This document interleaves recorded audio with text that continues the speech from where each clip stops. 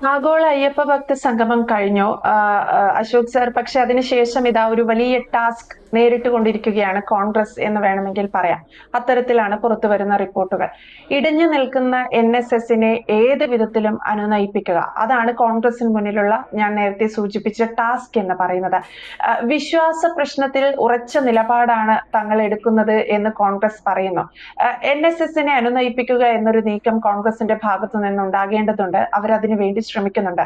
ഒപ്പം ഇതിനൊക്കെ കോൺഗ്രസ് ഒരു അയ്യപ്പ ഭക്ത സംഗമം സംഘടിപ്പിക്കാൻ സാധ്യതയുണ്ട്. ഈ എത്ര കാലം ഈ മാധ്യമപ്രവർത്തകര് രാഷ്ട്രീയ നേതാക്കന്മാരുടെയും സമുദായ നേതാക്കന്മാരുടെയും ചാണകം വാരിക്കൊണ്ട് നടക്കും എന്നുള്ളതാണ് എൻ്റെ ഒരു ചോദ്യം.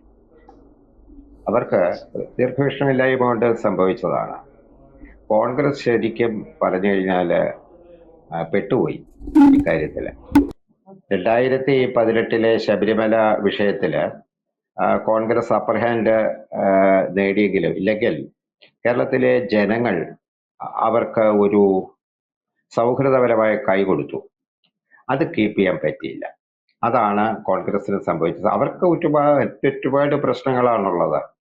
അവിടെ കോൺഗ്രസ്സുകാർ തമ്മിലടി, പിന്നെ വായ്പാ പ്രശ്നം, പിന്നെ സ്ത്രീ വിഷയം, അങ്ങനെ അനവധി വിഷയങ്ങൾ അവർ കൈകാര്യം ചെയ്യാനിട ഇതിനിടയ്ക്ക് ജനങ്ങളോടുള്ള കമ്മിറ്റ്മെന്റിനെ പറ്റി അവര് ഒരുപാട് വിസ്മരിക്കുന്നുണ്ട്. അതാണ് ഇപ്പം അതിൻ്റെ അകത്ത് പറ്റിയിരിക്കുന്നത്.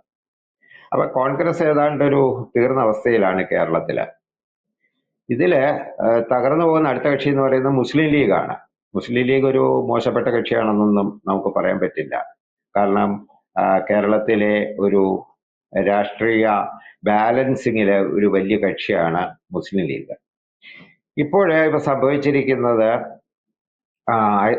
ശബരിമല അയ്യപ്പന്റെ പശ്ചാത്തലത്തിലാണെങ്കിലും നമ്മൾ കാണുന്ന കാഴ്ച എന്ന് പറയുന്നത് വെള്ളാപ്പള്ളിയും സുകുമാരൻ നായർ, NSSന്റെ സുകുമാരൻ നായരും പിണറായി വിജയന്റെ മന്ത്രിസഭയ്ക്കും അല്ലെങ്കിൽ ഇടതുപക്ഷ LDF മന്ത്രിസഭയ്ക്കും LDFന്റെ മുന്നോട്ടുള്ള പോക്കിനുമൊക്കെ അവര് സമ്പൂർണ്ണ പിന്തുണ കൊടുക്കാൻ തീരുമാനിച്ചിരിക്കുന്നു.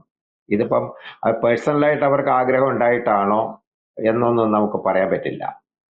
പക്ഷേ ഇതെന്ന് പറയുന്നത് കേരളത്തിലെ ഇപ്പോഴുള്ള ഒരു അവസ്ഥ, അതായത് ഈ പറയുന്ന NSSും SNDPയും റെപ്രസെന്റ് ചെയ്യുന്ന സമുദായങ്ങളുടെ അവസ്ഥ ഈ രണ്ട് നേതാക്കന്മാർക്കും വളരെ പെട്ടെന്ന് അതിനെ ഉൾക്കൊള്ളാൻ കഴിഞ്ഞു.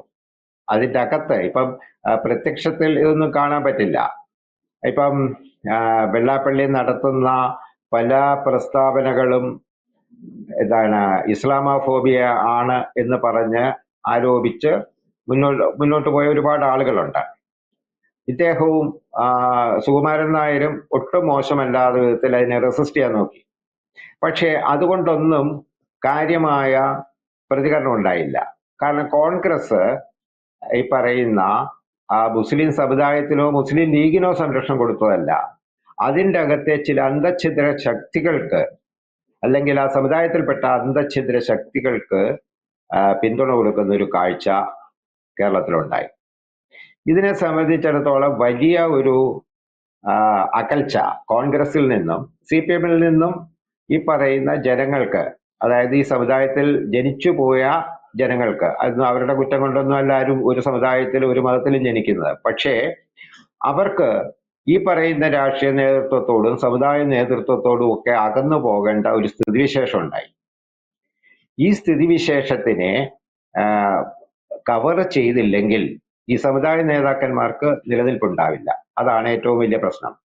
അതുകൊണ്ട് കൂടി തന്നെയാണ് പുന്നല ശ്രീകുമാറും പങ്കെടുത്തത്. അദ്ദേഹം വളരെ പുരോഗമനവാദിയും നവോത്ഥാന നായകനുമാണെങ്കിൽ പോലും ഈ പറയുന്ന അദ്ദേഹത്തിന്റെ സമുദായത്തിൽപ്പെട്ട അംഗങ്ങളുടെ കണ്ണിൽ പൊടിയിടണമെങ്കിൽ ഇപ്പോൾ തൽക്കാലം അവർക്ക് ഈ പറയുന്ന ഇവിടെ ഉണ്ടായിട്ടുള്ള ഒരു ജനങ്ങൾക്ക് കോൺഗ്രസിലും ഇടതുപക്ഷത്തും ഒക്കെ ഉണ്ടായിട്ടുള്ള ഒരു അകൽച്ച, അതായത് മതസംബന്ധമായ കാര്യങ്ങളിൽ ഉള്ള അകൽച്ച.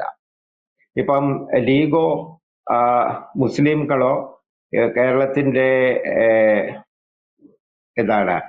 മന്ത്രിസഭകളെയും ഒക്കെ ഉപയോഗിച്ച് കൂടുതൽ കാര്യങ്ങൾ സാധിക്കുന്നുണ്ട് എന്നുള്ളതല്ല ഇതിൻ്റെ അകത്തുള്ള കാതലായ പ്രശ്നം.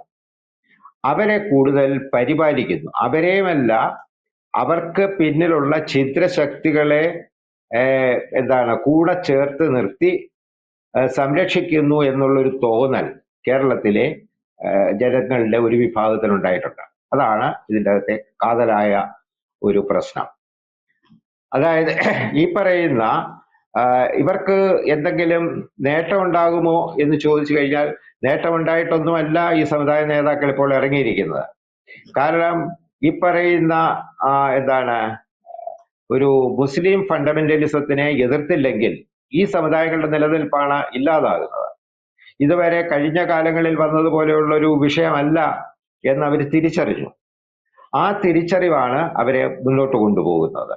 അപ്പൊ ഇതിന്റെ അകത്ത് സംഭവിച്ചിരിക്കുന്നതെന്ന് പറഞ്ഞു കഴിഞ്ഞാൽ കോൺഗ്രസ് ഒറ്റപ്പെട്ടു.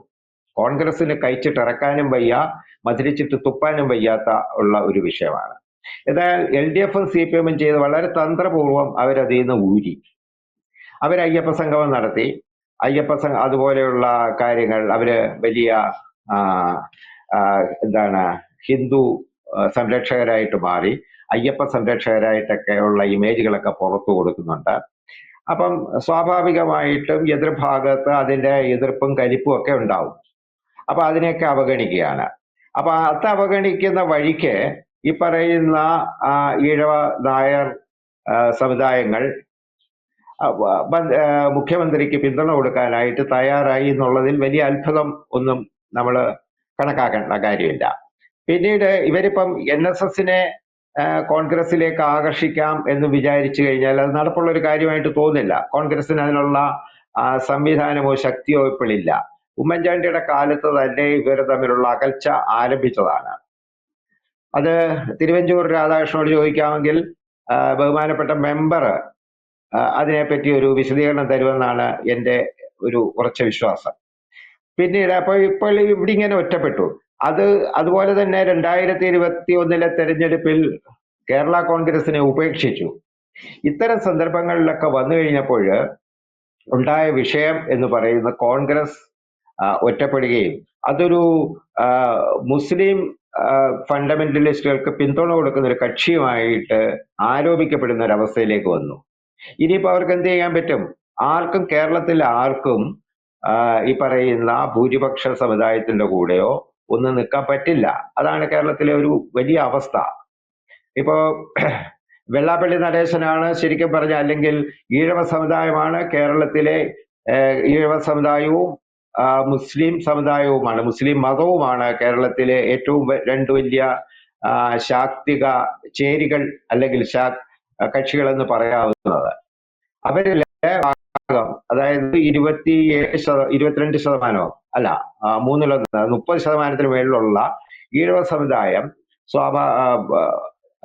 LDF ഗവൺമെന്റിന് പിന്തുണ പ്രഖ്യാപിക്കുന്ന ഒരു ചിത്രം. അതിൻ്റെ കൂടെ 12% നായർ സമുദായം, പിന്നീട് പട്ടികജാതി പട്ടികവർഗത്തിന്റെ പിന്തുണയുടെ ഒരു ഭാഗം, അത് വളരെ LDF-ൽ നിന്നും വളരെ അകന്നു പോയ ഒരു സമുദായമായിരുന്നു അവര്. പക്ഷേ ഇവിടെ ഉണ്ടായിട്ടുള്ള ഒരു ബോധം, അതായത് ഹിന്ദു എന്ന് പറയുന്ന ആളുകൾക്ക് സുരക്ഷിതത്വമില്ല എന്നുള്ളൊരു ബോധം വളർത്തിയെടുക്കുന്നതിൽ ഈ രണ്ട് കക്ഷികളും LDF-ഉം UDF-ഉം സഹായിച്ചിട്ടുണ്ട്. LDF അതിൽ നിന്നും വളരെ നൈസായിട്ട് ഊരിപ്പോരുകയും UDF അവിടെ കുടുങ്ങിപ്പോവുകയും ചെയ്തിരിക്കുന്ന ഒരവസ്ഥയാണ് നമുക്കിപ്പം കാണാനുള്ളത്. പിന്നെ ഇത് കൂടുതൽ എന്താണ് ഇതിൻ്റെ അകത്ത്, അവരെ എത്ര ആകർഷിച്ചാൽ എങ്ങനെയാണ് വരുന്നത്, എന്ത് പറഞ്ഞിട്ടായിരിക്കും ഞങ്ങള് ഈ ന്യൂനപക്ഷങ്ങളെ തള്ളിപ്പറയും എന്ന് പറഞ്ഞിട്ട് കോൺഗ്രസ് വരുമോ? അങ്ങനെയാണെങ്കിൽ ചിലപ്പോൾ എന്തെങ്കിലും കുറച്ച് മാറ്റം ഉണ്ടായേക്കാം. പക്ഷേ ഈ പറയുന്ന അവസ്ഥയിൽ പിന്നെ അതുപോലെ ഒരു കാര്യം കൂടി ഇതിൻ്റെ അകത്തുണ്ട്. അത് വെള്ളാപ്പള്ളിയും സുകുമാരൻ നായരും പറയുന്ന ഒരു കാര്യം കൂടിയുണ്ട്. പിണറായി വിജയൻ അല്ലാതെ ആര് കോൺഗ്രസിൽ നിന്ന് അങ്ങനെ ഒരു നേതാവിനെ നിങ്ങൾക്ക് ചൂണ്ടിക്കാണിക്കാനുണ്ടോ? വി സതീശനാണെങ്കിൽ എന്താ പറയുന്നതെന്ന് അദ്ദേഹത്തിന് പോലും അറിയില്ല, എന്താണ് നിലപാടെന്നും അദ്ദേഹത്തിന് അറിയില്ല. ഈ ഒരു അവസ്ഥയിൽ സ്വാഭാവികമായിട്ടും നമ്മൾ എന്താണ് 2 ഉണ്ടെങ്കിൽ അതിൽ ബെറ്റർ ആയിട്ടുള്ളതിനെ ചൂസ് ചെയ്യും. കേരളത്തിലെ ജനങ്ങൾ സ്വാഭാവികമായിട്ട് അത് ചെയ്യും. അതിന്റെ കൂടെ ഈ പറയുന്ന സാമുദായിക ശക്തികളുടെ പിന്തുണയും കൂടെ വന്നു കഴിയുമ്പോൾ സംഭവിക്കാൻ പോകുന്നത് വളരെ മികച്ച ഒരു വിജയമായിരിക്കും 2026 ഈ സീനിലൊന്നും BJP ഇല്ല എന്ന് തന്നെ എടുക്കണം. കാരണം നന്ദകുമാറേട്ടനൊക്കെ കഴിഞ്ഞ ദിവസം പറയുന്നത് കേട്ടു, മുസ്ലിം സംഘടനകളുമായിട്ട് സമവായത്തിന് ശ്രമിച്ചു എന്നൊക്കെ പറയുന്നത് കേട്ടു. അതെന്തെങ്കിലും ആയിക്കോട്ടെ, അവര് ഇങ്ങനെ പല കാര്യങ്ങളും ചെയ്യും. നിലയ്ക്കൽ സമരം കഴിഞ്ഞപ്പോൾ BJPയുടെ പല നേതാക്കന്മാരും അരമനയിൽ നിന്ന് ഇറങ്ങിയിട്ടേ ഇല്ല. അപ്പൊ ആ വിഷയങ്ങളൊക്കെ പോട്ടെ, BJP സീനിലില്ല. ഇപ്പോൾ ആകെ ഉള്ളത് LDF മാത്രമാണ് ഈ സീനിലുള്ളത്. പെട്ടുപോയ കോൺഗ്രസിനെ രക്ഷിക്കാൻ ലോകത്ത് ഒരു ശക്തിക്കും കഴിയില്ല. എന്തായാലും കോൺഗ്രസ് ശ്രമിക്കുന്നത് വിശ്വാസ പ്രശ്നത്തിൽ ഉറച്ച നിലപാടാണ് കോൺഗ്രസ് എടുത്തത് എന്ന് NSSനെ ഓർമ്മിപ്പിക്കാനാണ്. അതിൽ തന്നെ കോൺഗ്രസ് ഉറച്ചു നിൽക്കുന്നു. വിശ്വാസ പ്രശ്നങ്ങളിലൊക്കെ കോൺഗ്രസ് ഇനി അങ്ങോട്ടും കൂടെ ഉണ്ടാകും എന്ന് പറയാൻ ശ്രമിക്കുന്നു. ഒപ്പം ഇടഞ്ഞു നിൽക്കുന്ന സുകുമാരൻ നായരെയും NSSനും ഒക്കെ കൂടെ കൂട്ടാനാണ് KPCC നേതൃത്വത്തിന്റെ ഒരു ശ്രമം എന്ന് പറയുന്നത്. NSSുമായി ചർച്ച നടത്തും. വിശ്വാസ പ്രശ്നത്തിൽ ഉറച്ച നിലപാടെടുത്തിട്ടുണ്ടെന്ന് സുകുമാരൻ നായരെ കണ്ട് വീണ്ടും വീണ്ടും ഓർമ്മിപ്പിക്കും എന്നൊക്കെയാണ് കോൺഗ്രസ് പറയുന്നത്. എന്തായാലും അശോക് സാറ് കൺക്ലൂഷനിൽ സൂചിപ്പിച്ചതുപോലെ BJP ഈ വിഷയത്തിൽ സീനിലില്ല. പകരം LDF ആണ് കളം നിറഞ്ഞു നിൽക്കുന്നത്. കോൺഗ്രസ് ഈ വിഷയത്തിൽ പെട്ടുപോയിരിക്കുന്നു. എന്തായാലും വ്യക്തമാണ്. Thank you Ashok sir.